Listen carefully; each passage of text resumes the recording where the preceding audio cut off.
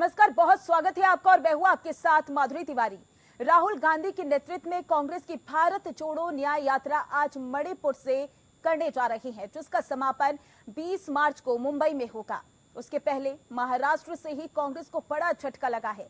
पूर्व केंद्रीय मंत्री और युवा नेता मिलिंद देवड़ा ने कांग्रेस पार्टी से इस्तीफा दे दिया है।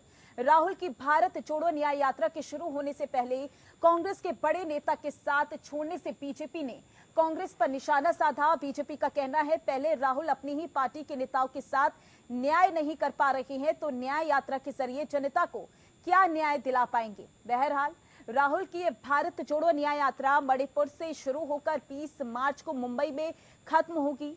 लोकसभा चुनाव से करीब 4 महीने पहले होने वाली ये यात्रा 14 राज्यों और 85 जिलों को कवर करेगी। इस दौरान राहुल पैदल और बस से 6200 किलोमीटर से ज्यादा की दूरी तय करेंगे। यह मणिपुर से शुरू होकर नागालैंड, अरुणाचल प्रदेश, असम, मेघालय, पश्चिम बंगाल, बिहार, झारखंड, ओडिशा, छत्तीसगढ़, उत्तर प्रदेश, मध्य प्रदेश, राजस्थान और गुजरात से होते हुए महाराष्ट्र में समाप्त होगी।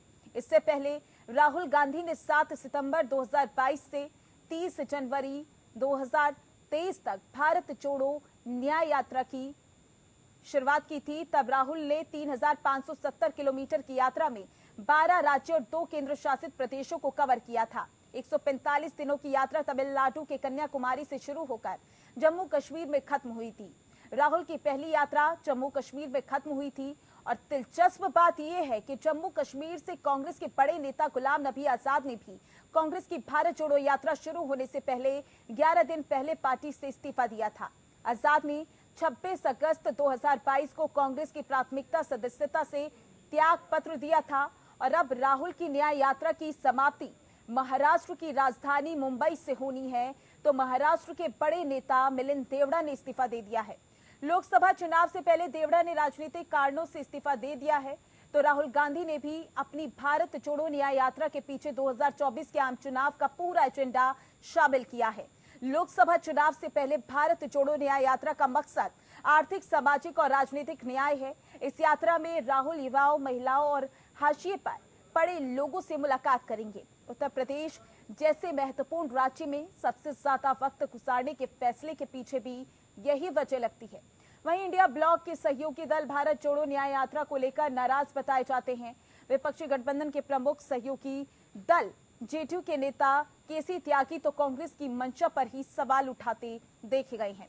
केसी त्यागी का कहना था कि चुनाव के ऐन मौके पर ऐसी यात्रा अकेले निकालकर कांग्रेस नेतृत्व क्या जताने की कोशिश कर रहा है। क्या ये यात्रा इंडिया ब्लॉक की तरफ से नहीं निकाली जा सकती थी? आखिर कांग्रेस ने यात्रा फाइनल करने से पहले सहयोगी दलों से राय मशवरा क्यों नहीं किया? कांग्रेस के विपक्षी साथी अभी जो भी कहें, लेकिन राहुल गांधी की पिछली भारत जोड़ो यात्रा के बाद से देश की राजनीति में जिस तरह से माहौल बदला है, माना जा सकता है कि ये यात्रा भी फायदेमंद होगी। राहुल गांधी की भारत जोड़ो यात्रा के दौरान ही कांग्रेस की हिमाचल प्रदेश में सरकार बनी थी। अब लोकसभा चुनाव से पहले न्याय यात्रा से कांग्रेस को बड़ी उम्मीदें हैं। तो आज से राहुल गांधी की न्याय यात्रा शुरू होने जा रही है। मणिपुर से इस यात्रा की शुरुआत होगी और मुंबई में इस यात्रा का समापन होगा। ऐसे में देखना होगा कि ये यात्रा कितनी सफल साबित होती है।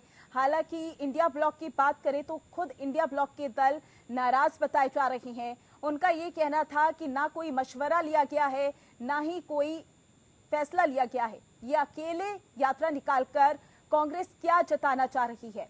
ऐसे में आरोपों और प्रत्यारोपों के बीच कांग्रेस की न्याय यात्रा कितनी सफल साबित होती है, देखने वाली बात होगी। आने वाले चुनावों में पता लग ही जाएगा। लेकिन आज से राहुल गांधी न्याय यात्रा की शुरुआत मणिपुर से कर रहे हैं।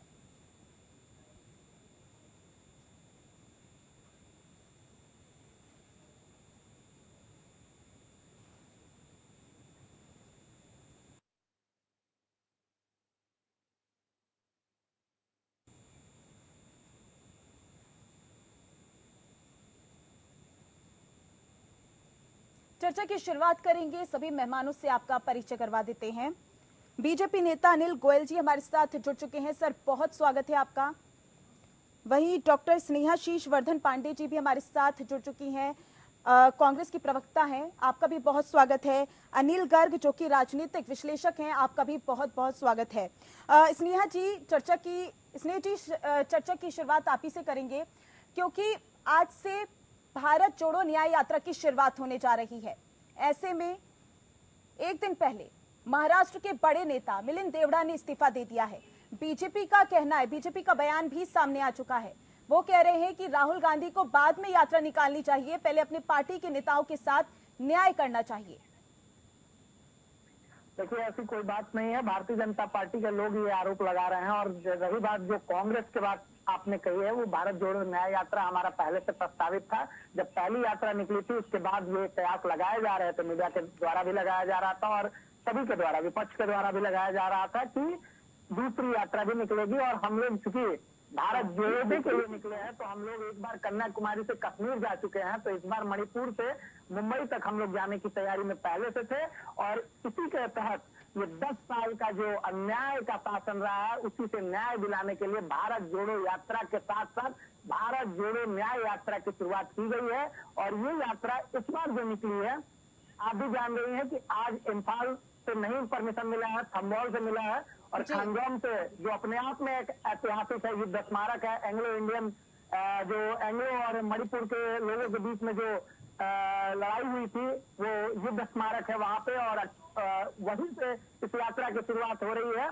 तो अपने आप में ये एक मायने रखता है, अपने आप में इससे बहुत बड़ी पृष्ठभूमि रही है। और ये निश्चित तौर पर देखा जाए तो देश के नेता को जैसा होना चाहिए, वो देश के चारों सुदूर इलाके को जोड़ने जो निकले हैं, वो राहुल गांधी जी अपने नेतृत्व में निकले हैं। और इस यात्रा से जो कयास लगाए जा रहे हैं, अभी आपने मिलिंद देवड़ा जी का नाम लिया, बड़े नेता रहे हैं कांग्रेस के, क्योंकि अब पार्टी छोड़ दिए हैं, तो वो कांग्रेस। लेकिन सर, कारण क्या रहे पार्टी छोड़ने के?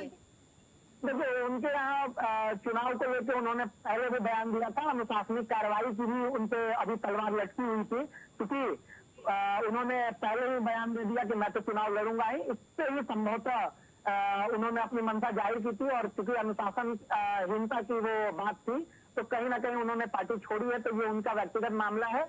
इसमें चूंकि वो अपनी राजनीतिक भविष्य को लेकर चिंतित दिख रहे थे कि वो कहीं गठबंधन में उनको सीट मिलेगी कि नहीं मिलेगी।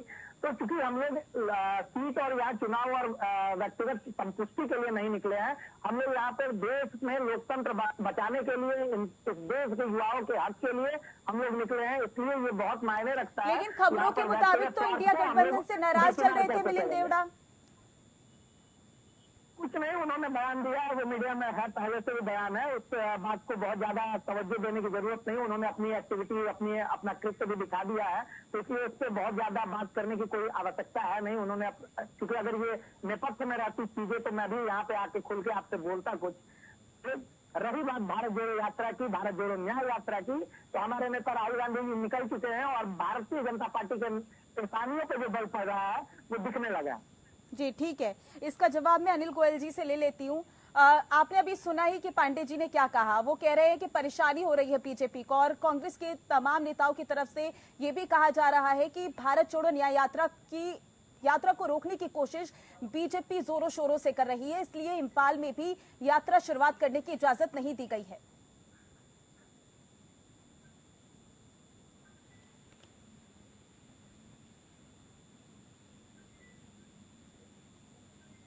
अनिल जी, आपकी आवाज नहीं आ पा रही है। जी आवाज नहीं? जी आ रही है। नहीं, मेरा ये बीजेपी को कोई दिक्कत नहीं है। सही मायनों में ये दिक्कत है, समझदार खत्म होता जा रहा है। हम चाहते हैं समझदार बने। और जहां तक न्याय यात्रा का, जोड़ो न्याय यात्रा, ये भारत तोड़ो अन्याय यात्रा, भारत तोड़ो न्याय यात्रा ये कह सकता हूँ। जब पहली बार इन्होंने भारत की यात्रा करी थी, तो गुलाम नबी आजाद से अलग हुए थे। अब मिलिंद देवड़ा इनसे अलग हुए, यानी पहले कांग्रेस तोड़ो यात्रा है, ताकि भारत जोड़ो यात्रा। और जब कांग्रेस तोड़ो यात्रा होती है, तो इसका नुकसान कांग्रेस को। अब ये न्याय यात्रा की बात, मैं कहता हूँ अन्याय यात्रा है। अन्याय यात्रा ये है कि हमारे देश के भगवान राम की 22 जनवरी को प्रतिष्ठा हो रही है और उसमें शामिल होने की बजाय ये लोगों को भ्रमित करके सनातन धर्म के खिलाफ भी अन्याय कर रहे हैं, भगवान राम के खिलाफ भी अन्याय कर रहे हैं। आज 22 मार्च तक पूरी तरीके से पूरे हिंदुस्तान को राम में होना चाहिए, इसकी ये खिलाफत कर रहे हैं। और निश्चित तौर पर ये जो न्याय यात्रा जो शुरू करी थी पहले से तय नहीं है, लेकिन डेट तय 22 मार्च की रामलला की प्राण प्रतिष्ठा होने के बाद, इसलिए ये भारत को कन्या यात्रा है। कि भारत छोड़ो का सबसे बड़ा कारण क्या है कि इन्होंने भारत वालों का ये समर्थन, उत्तर भारत बिहार वालों को शौचालय साफ का ये समर्थन, ये उत्तर बिहार और उत्तर प्रदेश साथ अन्याय है, तो न्याय की बात, उत्तर दक्षिण भारत का भी अन्याय है, इसको न्याय की बात, सनातन धर्म का भी अन्याय है, न्याय की बात कहते हैं। निश्चित तौर पर अन्याय यात्रा है, भारत तोड़ो है, उसमें एक साथ और कांग्रेस भी तोड़ो, कांग्रेस भी इनके तो इनको कहीं कोई नाता नहीं मिल रहा। हाँ, ये जरूर है, ये इनकी राजनीति के लिए इन्होंने यात्रा और ये कह रही है। लेकिन सर, मणिपुर से यात्रा की शुरुआत हो रही है, राहुल गांधी वहां जाकर लोगों से बातचीत कर रहे हैं, संवाद कर रहे हैं, उनके मुद्दे जानने की कोशिश कर रहे हैं, लेकिन बीजेपी की ओर से वहां कोई नहीं गया। नहीं, ऐसा नहीं है जी, बीजेपी की ओर से तो हमारे प्रधान जो गृह मंत्री है वो वहां पर गए हैं। और जब इनके टाइम के अंदर मणिपुर में आग लगी थी, बोला था, तो इनके गृह राज्य मंत्री तो 3 घंटे के होकर वापिस आ गए। हमारे गृह मंत्री 3 दिन तक वहां पर रहे हैं और पूरी तरीके से पैनी निगाह मणिपुर के ऊपर है। ये सिर्फ बात करते हैं, काम नहीं करते, और जो काम नहीं करता उसको सजा मिलती है। जिस तरीके से आज ये राम भक्त का ढोंग तो कर रहे हैं, लेकिन राम मंदिर बने इसके ऊपर इनका कोई प्रयास नहीं है, उसका कोई समर्थन नहीं है। हर जगह पर रोड़े अटकाना, बच्ची को भी फौज खड़ी करना, ये इनकी नियति का है। तो इसलिए ये करने का अंतर है, कहते कुछ है। ठीक है, इसका जवाब मैं ले लेती हूँ पांडे जी से। पांडे जी, आपने सुना ही कि मणिपुर में वो न्याय यात्रा को अन्याय यात्रा बता रही हैं। इन्होंने इस देश में 10 साल के अपने शासनकाल में अन्याय ही किया है, उन्हें न्याय नहीं दिखेगा। अन्याय यात्रा इनके कहने से नहीं हो जाता है। इन्होंने मणिपुर की बेटियों के साथ जो हो रहा है अभी भी हो रहा है, और मैं चाहूंगा देश की राष्ट्रीय मीडिया, जो दिल्ली बेस्ड मीडिया है, वो जाए और मणिपुर को दिखाए और मणिपुर के हालात को बताए। अब आज राहुल गांधी जी के जाने से तमाम लोग वहां पहुंच रहे हैं, तो लोगों को दिख रहा है कि कैसे कैंप में अभी भी गुजर बसर कर रहे हैं, इनकी सरकार के द्वारा क्या सुविधाएं दी जा रही है, और ये चीज देखने वाली बात होगी। इस देश की मीडिया ये चीज दिखाए कि मणिपुर के असली हालात क्या है, और भारतीय जनता पार्टी के लोगों ने जो छिपाने का कृत्य किया है उसे आज राहुल गांधी जी उजागर कर रहे हैं। तो ये सही बात है कि भारतीय जनता पार्टी वालों के साथ अन्याय हो रहा है, क्योंकि उनकी जो राम राज्य वाली जो आडम्बर है उसे उतारा जा रहा है। और ये बात कर रहे हैं राम मंदिर की, आज हमारे यूपी प्रदेश अध्यक्ष जाने वाले हैं, पूरी टीम जाने वाली है। हम राम हमारे हृदय में बसते हैं, मैं भी सनातनी हूँ, मेरे हृदय में बसते हैं, आपके हृदय में बसते हैं। वो अलग बात है कि आप राम का इस्तेमाल करते हैं राजनीतिक, हम लोग राम को सत्ता के साथ जोड़ते हैं और हम लोग राम के साथ हैं। लेकिन सर, आपको नहीं लगता कि रामलला की प्राण प्रतिष्ठा देश के लिए गौरवान्वित वाला पल था? ये यात्रा बाद में शुरू की जा सकती थी। हमारी यात्रा पहले से प्रस्तावित थी। मोदी जी अपनी जो प्राण प्रतिष्ठा की बात कह रहे हैं, वो राम मंदिर के बारे में जो बात कह रहे हैं, रामलला के उनको विराजमान करने की बातें कह रहे हैं, वो 22 तारीख को करा रहे हैं। वो सबको मालूम है कि किस राजनीतिक जो तिथि का चुनाव को देखते हुए हुआ है। लेकिन सर, कांग्रेस पार्टी ने तो मना कर दिया रामलला की प्राण प्रतिष्ठा में जाने से, लेकिन कांग्रेस के खुद के नेता भी उनके नाराज चल रहे हैं। सर, हम जाएंगे, लेकिन भारतीय जनता पार्टी के इवेंट में हिस्सा लेने नहीं जाएंगे। हम राम को आस्था का विषय मानते हैं, इस देश की सनातन संस्कृति का प्रतीक मानते हैं, और हम राम के उतने ही बड़े भक्त हैं, तो इनसे बड़े भक्त हो हम लोग। जी, तो भारत जोड़ो न्याय यात्रा की आज से शुरुआत होने जा रही है और इसी पर तीनों मेहमान हमारे साथ चर्चा के लिए जुड़े हुए हैं। अनिल गर्ग जी, आपके पास आऊंगी मैं। एक तरफ 22 जनवरी रामलला की प्राण प्रतिष्ठा, इतना बड़ा मोमेंटो, दूसरी तरफ भारत जोड़ो न्याय यात्रा की आज से शुरुआत, इसे कैसे देख रहे हैं आप? दोनों का आपस में ना कोई तालमेल है और ना ही तालमेल होने वाला है। इसलिए 22 जनवरी को इस न्याय यात्रा के साथ जोड़ के देखना बेमानी है। वजह क्या है? देखिए, मैं आपको एक थोड़ा इतिहास में ले जाता हूँ। जवाहरलाल नेहरू जी का ये कहना था, जब वो अपने बारे में किसी ने उनको पूछा, उन्होंने कहा मैं बाय बर्थ हिंदू हूँ और अगर कोई धार्मिक पद्धति मुझे पसंद है तो मुझे इस्लामिक पसंद है और वे ऑफ लाइफ मुझे क्रिश्चियनिटी में अच्छा लगता है। तो जो उनका ये कहना था वो पूरी की पूरी कांग्रेस पार्टी की सोच रही है। इसलिए अगर उन्होंने कोई बढ़ावा देने की कोशिश की तो हमेशा आजाद भारत के बाद अपीजमेंट की रणनीति अपनाई, यानी अल्पसंख्यकों को लुभाने की, उनको मनाने की, और जितने भी कानून बनाए कोशिश किया कि उनके धर्मगुरु खुश रहें। और अगर हम नॉर्थ ईस्ट की बात कर रहे हैं आप अभी, अब नॉर्थ ईस्ट में उन्होंने किसने से क्रिश्चियन मस्जिदों के हवाले कर दिया पूरा नॉर्थ ईस्ट, हम सब ने देखा है। वहाँ पे जो जनजाति है धीरे धीरे सभी अधिकतर लोग, अभी आप देखेंगे वहाँ की डेमोग्राफी को, तो वहाँ पे अधिकतर लोग क्रिश्चियनिटी को मानने वाले हैं। क्यों है? क्योंकि वहाँ पे क्रिश्चियन मछलियाँ गई, उनको भारत सरकार ने उतना काम नहीं किया जो शुरुआत में करना चाहिए था, कनेक्टिविटी बनानी चाहिए थी, नहीं की। तो क्रिश्चियन मिशनरियों ने वो अपना पैसा लगाया और बदले में उन लोगों को कन्वर्ट करने का काम किया। तो ये वहाँ का अभी एक डेमोग्राफी का एक सच है। तो अगर अब आज के सिनेरियो में देखें कि 22 जनवरी की सिनेरियो में साफ साफ समझ में आते हैं कि कांग्रेस पार्टी ने अभी तक ना तो राम जन्मभूमि के मंदिर के दावे को माना था, और इवनली हम सब जानते हैं किस तरह से उन्होंने रामलला के अस्तित्व को ही नकार दिया था। तो अब मजबूरी में उनको कहना पड़ रहा है, क्योंकि कांग्रेस नेतृत्व भी पूरा कांग्रेस तो नहीं है। कांग्रेस को मानने वाले कांग्रेस के कार्यकर्ता हजारों हजारों लाखों सनातनी है, उनके दिल में राम बसता है, इसमें कोई दो राय नहीं।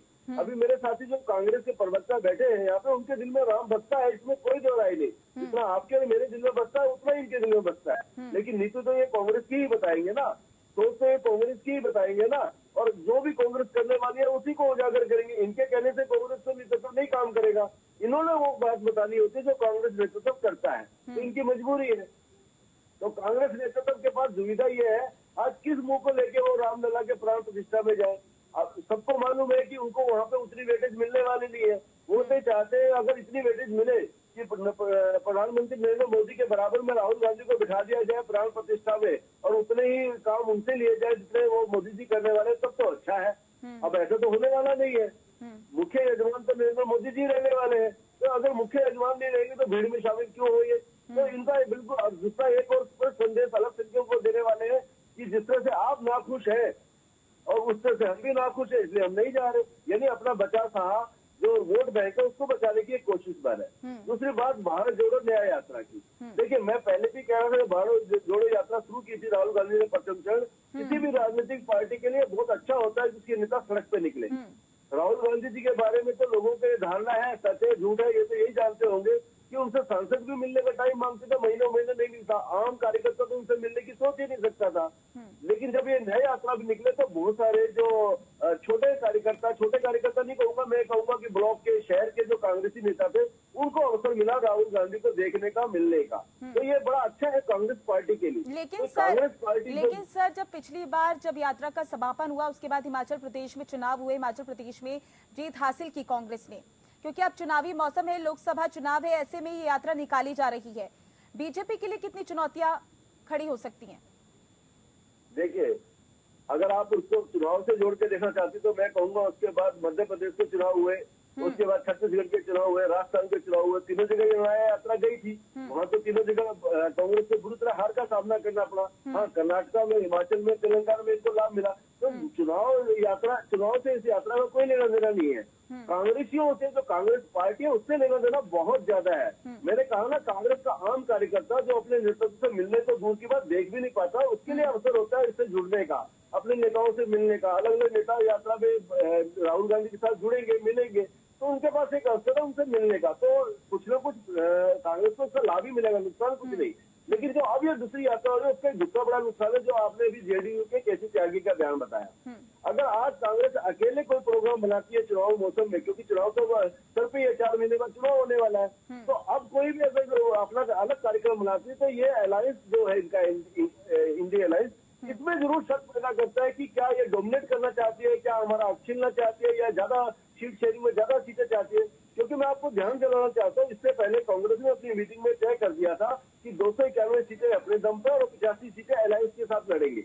यानी 291 सीट कौन सी है जहां कांग्रेस और बीजेपी का सीधा मुकाबला है। अगर सीधे मुकाबले में कांग्रेस अपने अलायंस के साथ कुछ भी शेयरिंग नहीं करना चाहती तो अलग से 85 सीट अलायंस क्यों देगा। तो मेरा ये कहना, ये 375 सीटें से ज्यादा सीटें कांग्रेस मांग रही है 542 में से, तो ये संभव नहीं है। तो इस तरह से ये इंडिया अलायंस की जो एक अंदर का जो दरार है ये उसको बढ़ाएगी, क्योंकि आपने अपने अलायंस के दोस्तों से बात ही नहीं की। आप उनके क्षेत्र से निकलेंगे, आप उनके उस राज्य से निकलेंगे जहाँ आपके अलायंस पार्टी है, और उनसे बात ही नहीं करेंगे। आप चाहते हैं कि सारे ठीक है सर, समय की कमी है। मैं आखिरी कमेंट लेना चाहूंगी अनिल गोयल जी का भी और पांडे जी का भी। अनिल गोयल जी, सबसे पहले आपके पास आऊंगी क्योंकि लोकसभा चुनाव है, ऐसे में कांग्रेस भारत जोड़ो न्याय यात्रा निकाल रही है। 22 तारीख को रामलला की प्राण प्रतिष्ठा है, लेकिन उसके बाद बीजेपी की क्या रणनीति है कांग्रेस के सामने? बीजेपी की रणनीति तो बड़ी स्पष्ट है कि हमारे देश का विकास होना चाहिए, देश की जनता का विकास होना चाहिए, देश विश्व गुरु बने और देश का पूरे संसार में नाम हो। लेकिन मैं ये जो अभी मेरे भाई कह रहे थे, तो बिहार के अंदर बेटी के साथ जो हुआ है वो इनको दिखाई नहीं देता। बंगाल के अंदर की पिटाई हो रही है वो दिखाई नहीं दे रहा। मैं बिल्कुल करंट की बातें कर रहा हूँ, पिछली बातें नहीं कर रहा। इंडी गठबंधन के लोग हैं, उनको नहीं जोड़ पा रहे हैं। कांग्रेस टूट रही है और इंडी के गठबंधन के लोगों से कोई सलाह मशवरा नहीं है, और ये अपने आप में एक चलो की राजनीति पर चल रहे हैं। एक तरफ कह रहे हैं गठबंधन में शामिल है, गठबंधन के लोगों को लेकर चल रहे हैं, दूसरा भी एक चल रहे हैं। यानी जब ये गठबंधन को नहीं जोड़ पा रहे हैं, कांग्रेस पार्टी को नहीं जोड़ पा रहे हैं, गठबंधन भी टूट रहा है, कांग्रेस पार्टी भी टूट रही है, इसलिए ये भारत तोड़ो यात्रा है, भारत जोड़ो यात्रा नहीं है। और बिहार के अंदर वहां दलित बेटी के साथ अन्याय हो रहा है जी, इसलिए वो अन्याय यात्रा है। साधु संतों की पिटाई हो रही है जी, तो अन्याय यात्रा है जी। ठीक है, पांडे जी से मैं सवाल करना चाहूंगी। पांडे जी, नफरत की बाजार में आपने भारत जोड़ो न्याय यात्रा लाकर मोहब्बत की दुकान तो खोली थी, लेकिन उसका कुछ ज्यादा खास जादू चलता हुआ नजर नहीं आया। ऐसे में अब न्याय यात्रा निकाली जा रही है, क्या लग रहा है आपको, कितनी सफल ये साबित हो सकती है? पिछली यात्रा भारत जोड़ो यात्रा में जो सफलता दिखाई है वो दिख गया है। 10 लाख से ज्यादा वोट जो हम लोगों ने पाया था पिछले चुनाव में वो दिख गया है। और भारतीय जनता पार्टी के लोगों के जो डर है, जो उनकी बेचैनी है, वो भी बाहर निकल के आने लगी है। और भारत जोड़ो न्याय यात्रा जब दूसरी संपन्न होगी तब तक हो सकता है, दावे के साथ कहता हूँ कि भारतीय जनता पार्टी के लोग घूम घूम के बताते फिरेंगे कि राहुल गांधी जी की यात्रा के कारण ही मोदी जी का जादू पूरी तरीके से विफल साबित हुआ। और ये बताएंगे, देखना होगा ये न्याय यात्रा कितनी सफल साबित होती है। हालांकि मणिपुर से आज शुरुआत होने जा रही है, दूसरी तरफ रामलला की प्राण प्रतिष्ठा। ऐसे में देखना होगा लोकसभा चुनाव को लेकर कांग्रेस की रणनीति कितनी सफल साबित होती है। आप तीनों मेहमानों का हमारे साथ जुड़ने के लिए बहुत बहुत शुक्रिया, और इस खास कार्यक्रम में बस इतना ही। नमस्कार।